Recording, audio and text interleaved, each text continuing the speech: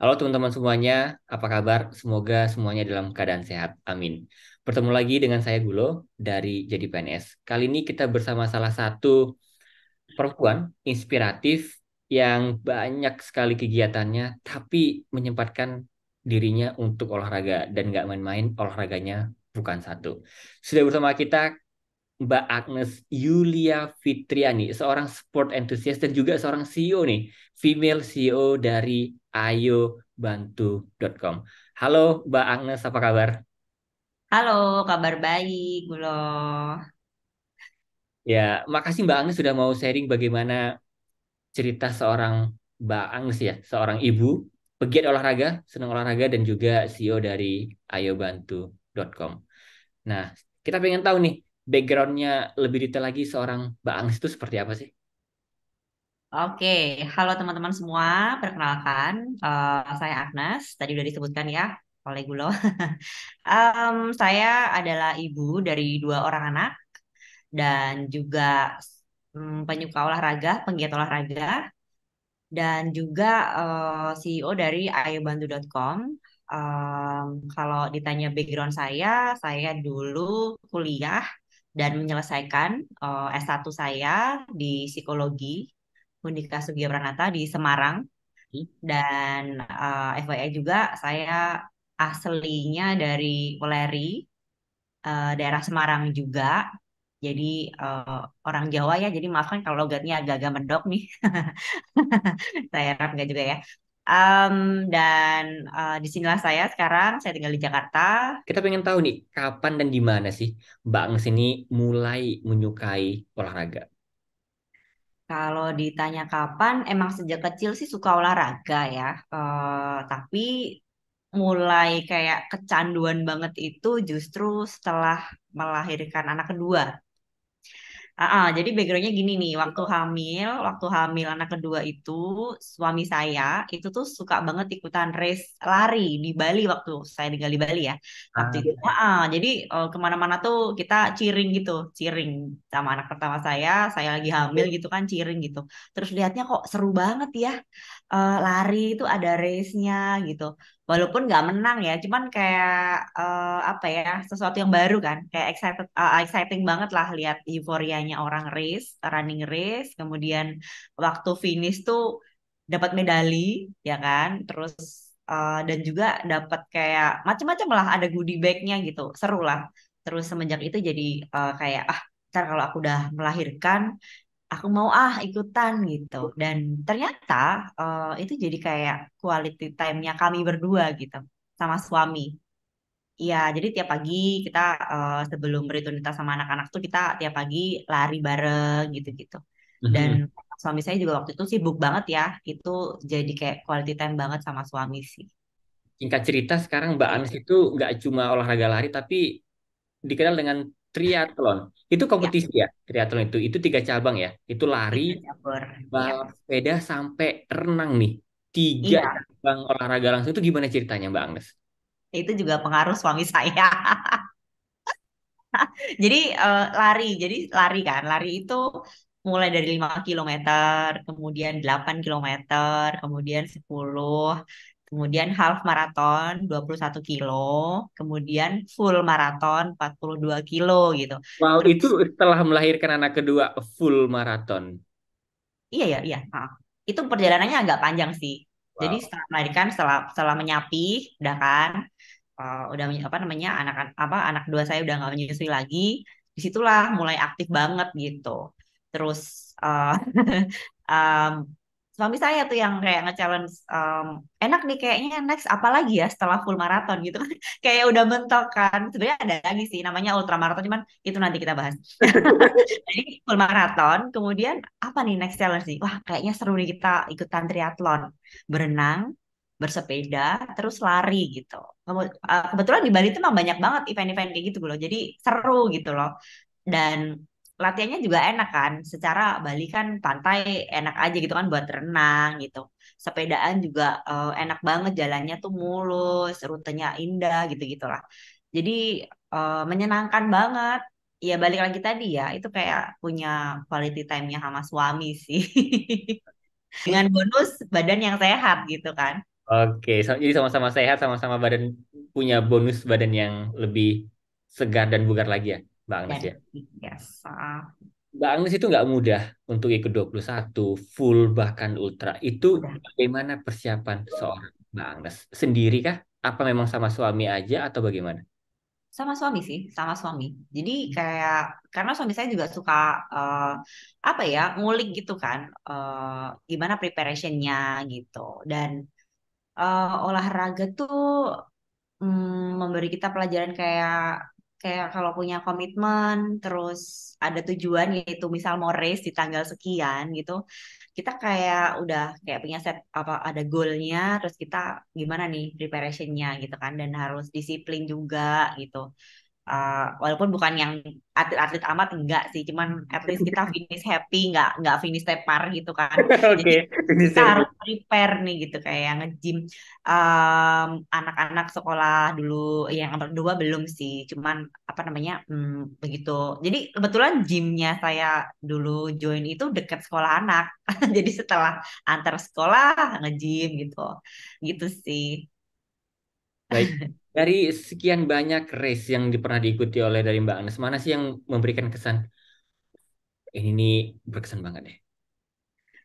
Yang paling berkesan itu yang baru tahun lalu sih, ikutan namanya Chicago Marathon. Jadi kalau para pelari ini beda-beda ya goalsnya ya. Kalau dari saya pengen banget menyelesaikan WMM nih, World Major Marathon gitu. Mohon maaf, Itu sebelum kita lanjut, boleh dikasih tahu ke teman-teman, World Major Marathon itu seperti apa dan apa, negara mana aja? ya oke. Jadi ada negara Chicago tadi yang saya sebut, kemudian Tokyo, kemudian New York, kemudian London, and Hmm. Berlin, and Boston. Mhm. Nah, jadi um, apa namanya enam enam negara ini namanya Six Stars ya. Jadi kalau kita udah ngumpulin semua medalsnya, nanti yang di terakhir kita dapat 6 medal itu Six Stars. Dan itu kayak yang wow gitu. Kita kayak Wow. accomplish gitu sebagai pelari gitu ya. Wow. Dan saat ini kita lagi conversation ini sudah berapa yang Mbak Angs ikuti? Nah, itu saya baru satu karena Wow. kebetulan jadi itu panjang banget. Maksudnya kalau teman-teman mau mau mau juga mulai lari nih, maksudnya jangan baru aja mulai lari terus pengen ikutan race full marathon, jangan gitu.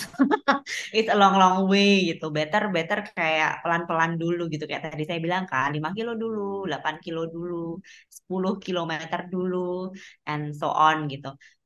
Itu dia perjalanan panjang banget. Terus baru karena kemarin itu sebenarnya harusnya pandemi tuh 2020 saya udah dapat ballotnya, tapi ternyata pandemi kan, akhirnya kita defer, baru tahun lalu kesampaian. Begitu pula eh, half Ironman 70.3 itu juga baru tahun lalu saya berhasil, maksudnya ikutan gitu setelah pandemi gitu sih. Wow, wow, wow, wow, wow. Berarti Seru seru jadi seru. kalau bisa ditebak dikit ini salah satu tujuan goals jangka panjangnya seorang Mbak Angs ini dapat six medals tadi ya. Yes, betul. Nah, Salah satu. apa ya Mbak Angs ya, amin. Amin, amin, amin, amin. Amin, pelan-pelan.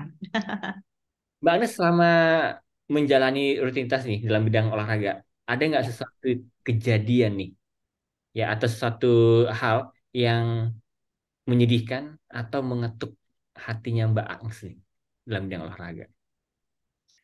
Em, Kebetulan sih ada ya. eh jadi karena saya di ayobantu.com ini dulu diprakarsai oleh salah satu teman saya juga, maksudnya ide membuat platform ayobantu.com ini tuh ada pencetusnya juga dari keresahan teman-teman juga yang gimana ya, kalau lari dan triathlon itu kan pasti ada komunitasnya nih. Hmm. Komunitas lari aja udah banyak. Hmm. Apalagi saya triathlon gitu.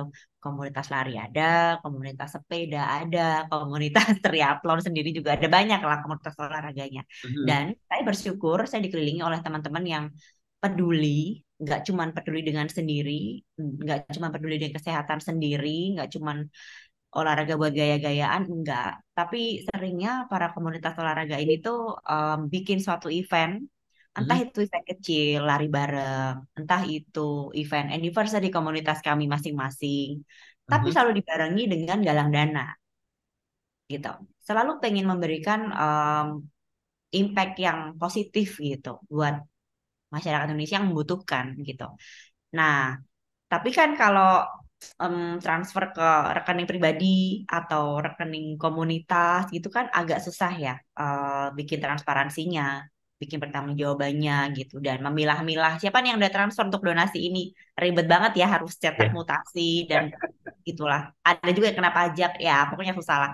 Nah, makanya ayobantu.com ini harapan saya sih bisa memudahkan gitu. Ketika teman saya juga nih di masa pandemi waktu itu em, pengen bantu para tenaga kesehatan saat itu ya kan. Habis itu em, saya kagum dia mau bersepeda indoor. Kebayang ya sepedaan indoor gitu selama 24 jam. Wow. Selama 24 jam dan gimana ya? Dan dia tuh sekalian kayak mengkampanyekan olahraga tuh bisa di mana? Di rumah aja gitu. Jadi olahraga di rumah aja kita untuk menekan penularan COVID-19 saat itu kan, saat Mhm. 2020 awal itu. Nah, selain itu goesnya aja kan udah challenging nih. Nah, ayobantu.com tuh hadir untuk memudahkan teman-teman tuh mau donasi gitu. Jadi dia goes 24 jam yang wow itu, yang challenging itu tidak sia-sia gitu loh. Mhm. Dia mengkampanyekan olahraga di rumah aja, juga galang dana untuk para tenaga kesehatan yang waktu itu susah banget APD-nya, maskernya, apalagi di daerah-daerah timur yang susah ya terjangkau kayak gitu. Terus nyambung tadi pertanyaannya Gulo yang ada nggak yang sedih gitu ya olahraga gitu ya. Nah, kebanyakan Ayo Bantu ini memang ada banyaknya tuh event-event olahraga yang menggalang dana gitu Gulo. Fundraising. Mhm. Nah, satu yang paling saya tersentuh saat itu saya juga ikutan ultraran. Ultraran itu lari di atas jarak 42 kilometer teman-teman semua. Wow. Saat itu ultraran pertama saya 50 kilometer di Gimana? Bali juga. Mhm. Gimana? Ya, di Ya, Bali. di Bali. Itu untuk membantu ODGJ, orang dengan gangguan jiwa. Bali itu indah banget teman-teman. Tapi ada satu yang, ya nggak satu aja nih ya, tapi yang saya temukan itu kita waktu itu lari ultra itu untuk menggalang dana bagi orang ODG, orang dengan gangguan jiwa itu.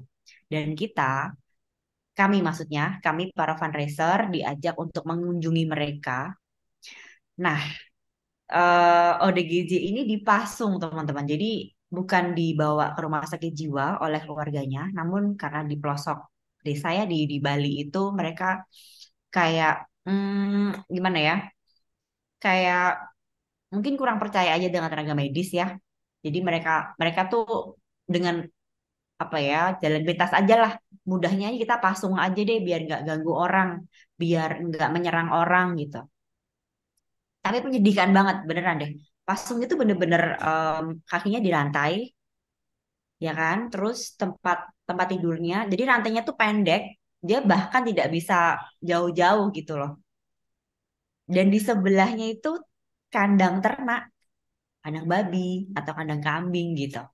Jadi wah menyedihkan banget. Jadi ya itulah yang nyentuh banget. Saya ke sana ngobrol biasa, tapi ya memang pasti kelihatan ya. Oh, ODGJ itu kalau ngobrol emang agak-agak gimana ya? Beda. eh, Ya lucu kalau kita bilang orang normal ya, cuman kayak kasihan sih dia kayak punya dunia sendiri yang lucu lah. Ya itulah saat itu bener-bener wow, sedih gitu ya. Maksudnya itulah yang menyentuh dan lumayan boosting juga untuk saya menyelesaikan challenge ultraran itu, terus galang dananya juga karena kita menyaksikan sendiri gitu. Jadi bener-bener ayo dong bantuin. Gitu. Itu sih yang menyentuh.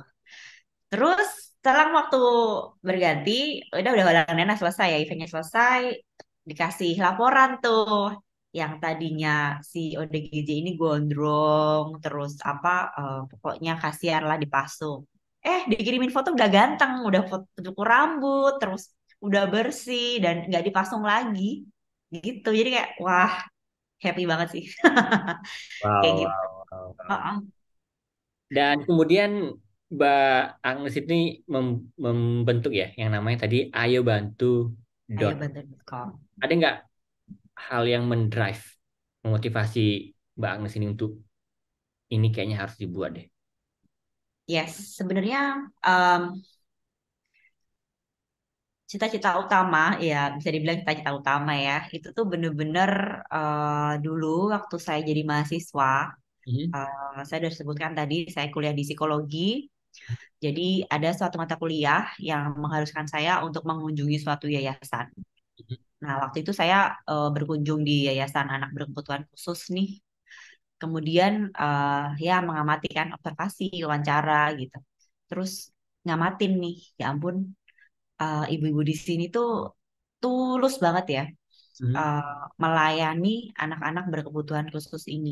mhm, Bisa dibayangin lah ya teman-teman, anak berkebutuhan khusus tuh pasti akan spesial gitu handle-nya. Namun si ibu-ibu yang bantuin di situ tuh tulus banget. Mereka bahkan bercandain gitu, walaupun saya nggak ngerti ya, anak-anak itu tuh paham nggak ya dengan guyonan, dengan candaannya sih ibu-ibu ini. Cuman kayak wow, kagum, kagum banget ibu-ibu ini. Justru itulah definisi kesuksesan menurut saya gitu. Ibu-ibu ini gimana ya? Apa jadinya anak-anak ini tanpa ibu-ibu yang ngurus ini gitu, yang urus mhm, mereka, muntahan mereka, kasih makan dengan tepat waktu, mhm. kemudian bersihin, maaf, mereka buang air gitu. Harus sabar, ekstra sabar gitu. Jadi kayak, wah, inilah definisi kesuksesan menurut saya. Bukan uang yang bermiliar-miliar, bukan penghasilan yang beratus-ratus juta, kayak wow, someday aku mau punya yayasan. Langsung kayak tercetus kayak gitu. Kayak yang Oh, menurutku sukses itu punya yayasan gitu. Ya, itu naifnya waktu mahasiswa ya. Menurutku sukses itu kalau kita bermanfaat bagi orang lain gitu. Kayak gitu sih. Terus em, yang ke-trigger ya tadi itu, teman saya itu pengen galang dana gitu-gitu. Wah, kalau bisa menjadi jembatan banyak yayasan, kenapa aku harus cuman punya satu yayasan aja? Waktu itu kan bener-bener mindsetnya yayasan anak berkebutuhan khusus ya, karena yang saya saksikan waktu itu. Ternyata sekarang saya happy banget, saya bisa jadi jembatan dari para donatur ke banyak yayasan. Jadi em, happy sih kalau saya flashback kayak, wow, udah sampai di sini nih gitu, what's next gitu kan. Gitu sih dulu. wah, ini luar biasa sekali. Dan selain fundraising nih, Hmm. program-program apa lagi yang dijalankan di ayobantu.com, Bang Agnes? Oke, tadi seperti saya ceritain karena banyak circle saya olahraga ya. Jadi kebanyakan memang kayak event olahraga yang dibarengi dengan fundraising. Kemudian ada CSR juga. Kita jadi jembatan dari para corporate-corporate untuk kadang-kadang tuh mereka bingung nih mau salurin kemana. Nah, kami menjadi jembatan dan laporannya juga sesuai dengan mereka apa ya harapkan juga, tentunya juga tepat sasaran karena pastinya mereka harus memenuhi SDG kan, jadi kita aturin nih gimana nih kalau kemarin udah lingkungan mungkin saat ini kesehatan dan seterusnya gitu sih, kita pastikan tepat sasaran. Mhm, mhm. Dan Mm-mm. tim yang bergabung di ayobantu.com ini, apakah mereka dibayar atau volunteer, Bang Agnes? Oh, dibayar, pastinya dibayar. Cuman ya tidak sebesar tidak sebesar gaji pada umumnya ya. Setengah volunteer dan setengah digaji lah. Pasti ada lah untuk Oke, mereka transport dan operasional sehari-hari. oke, makasih Mbak Agnes. Di tengah kesibukannya nih, ibu dua anak, lari juga. Kalau kita lihat sosial medianya ini upload terus nih. Wah, senang banget. Dan juga menjalankan ayobantu.com. Hmm. Bagaimana Mbak Agnes menghandle dan memanagenya? Iya, seperti yang dilihat sih kalau di sosial media, saya seringnya share tentang olahraga ya, karena emang di sana saya mulai dan saya tidak mau menghilangkan apa ya kebiasaan yang itu dan image yang itu juga gitu, karena kalau ditanya tadi gimana cara manage-nya, balik lagi saya harus set priority, prioritas sebagai ibu dan istri tentu keluarga.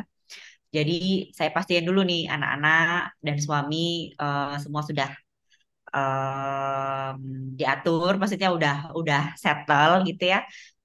Baru untuk olahraga juga, makanya harus bangun pagi-pagi jam 4.